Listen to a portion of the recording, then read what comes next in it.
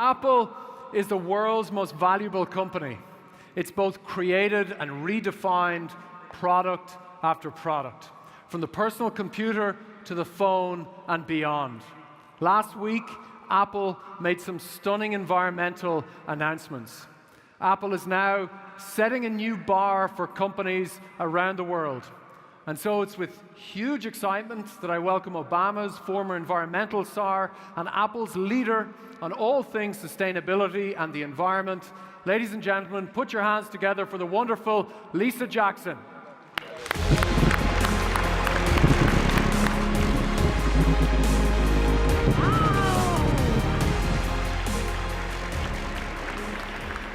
Wow, it's an honor to be speaking alongside Sir Timothy John Berners-Lee. It's wonderful to be here and know Darren Aronofsky's coming next, and the Prime Minister and the Secretary General of the UN, and of course our wonderful host, Paddy Cosgrave.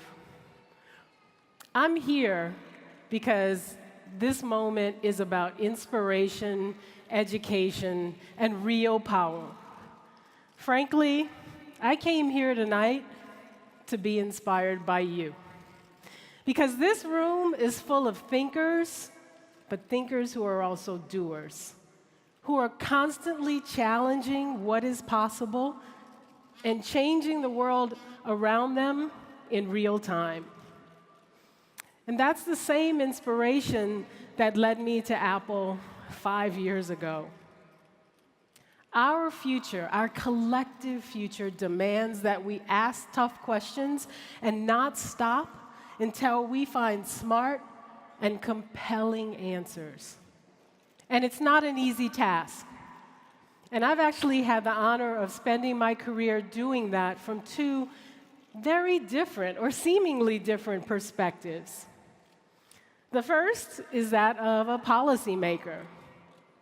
As the head of the U.S. Environmental Protection Agency under President Barack Obama, I saw every day firsthand how the policies we make and develop can push the needle from a future that's at risk to a future full of hope.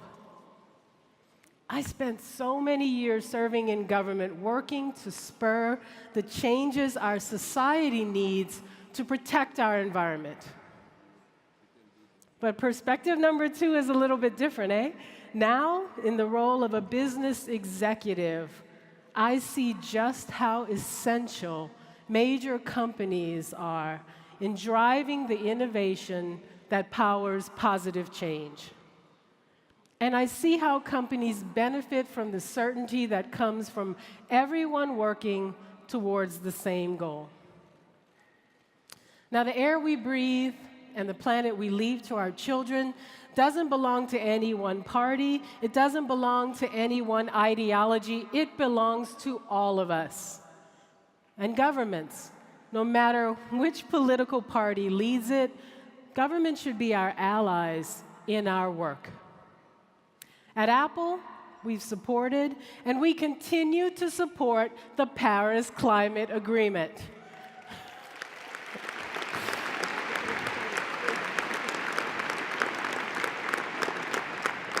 And yes, like you, we've seen the urgency of climate action, evidenced in the recent IPCC report.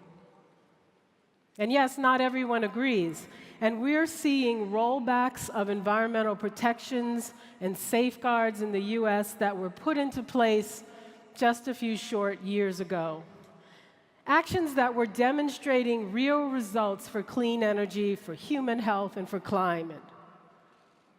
The underlying message behind this rollback strategy seems to be that protecting the environment is bad for business.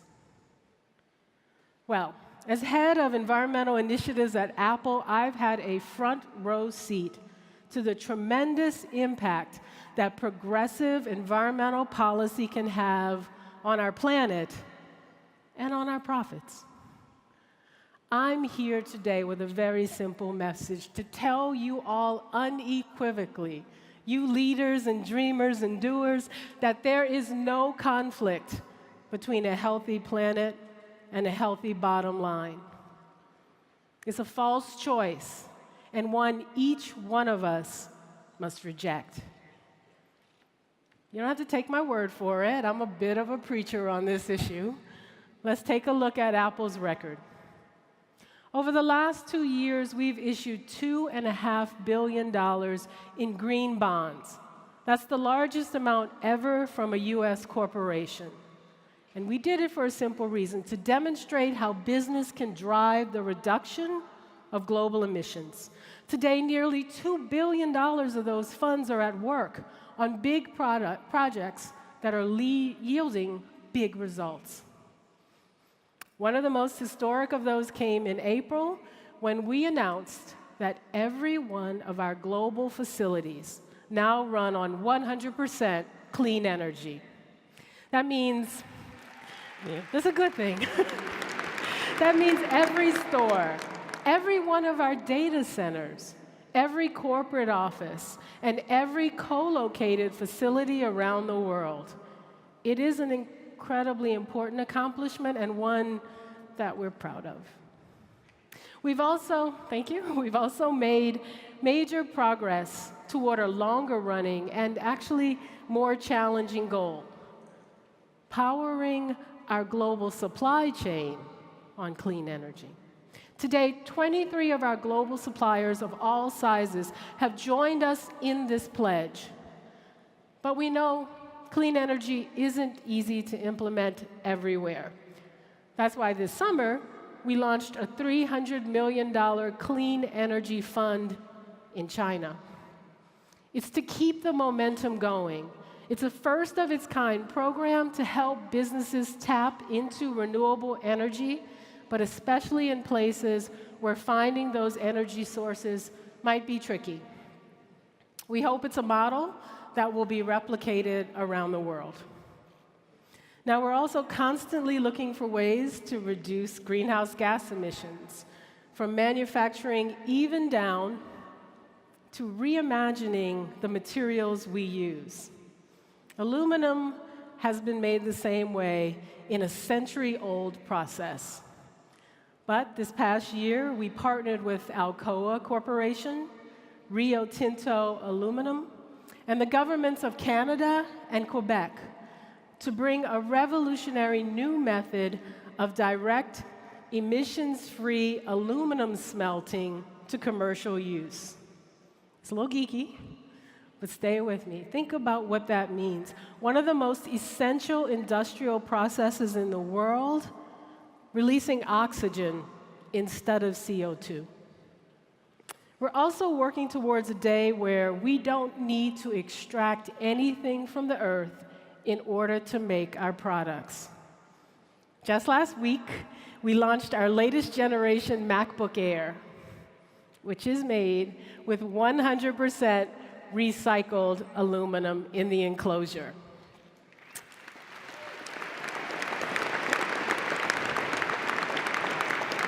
We have recycling robots who help to take apart our products. And our second robot, the name is Daisy. Daisy is officially up and running now in the Netherlands. Each Daisy model can take apart 200 iPhones in an hour and reclaim the precious materials so we can reuse that material to make new products. And to keep our Daisy robots busy, we have two, one in the Netherlands and one in the United States. We launched Apple Give Back this year, a program to make it easy for our customers to return their old devices to any Apple store or online so that they can be reused and recycled. So these are just a few of the ways that we're investing in transforming and valuable innovation. Now, we also know that the future of ingenuity rests on the foundation of education that we build today. So educating this next generation has to be a priority. We've partnered with the Malala Fund to bring safe, quality schooling to 100,000 girls around the world as a start. Why? Because education is a fundamental human right. We can't find the answers we need without educating people and girls and women. We can't find the answers we need without women involved, period.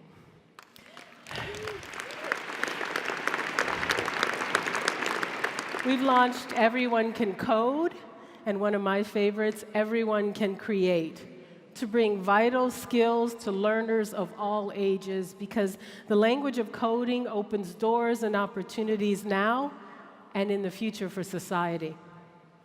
And we're making sure these new programs are accessible to everyone, including those with disabilities or with limited access to technology, because we believe that unless everyone can contribute, the conversation isn't over and our work's simply not done. Now, something else happened as we were focused on protecting our planet and investing in future generations.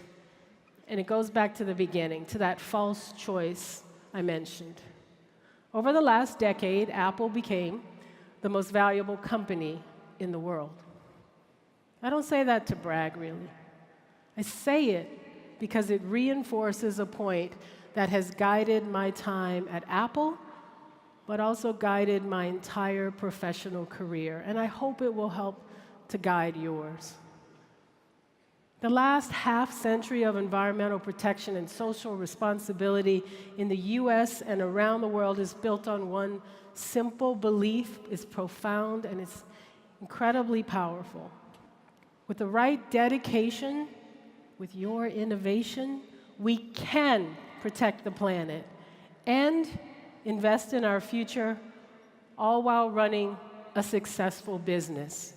We can do well by doing good.